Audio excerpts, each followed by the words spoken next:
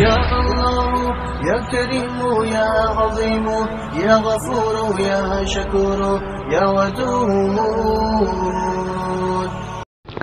حضور اکرم صلی اللہ علیہ وآلہ وسلم فرماتے ہیں کہ قیامت کے دن 70,000 ملائکہ کے آگے جو اویس کرنی کی مانند ہوں گے، اویس کو جنت میں داخل کیا جائے گا تاکہ مخلوق ان کو شناخت نہ کر سکے سوائے اس شخص کے جس کو اللہ تبارک و تعالیٰ کا دیدار نصیب ہوگا۔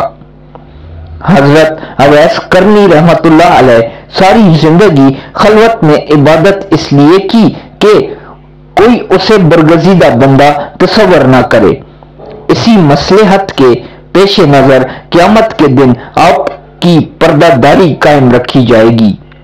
اللہ تعالی قبیلہ ربیہ و مضر کی بھیڑوں کے بالوں کے برابر گنہگاروں کی بخشش آپ کی شفاعت سے منظور کرے گا۔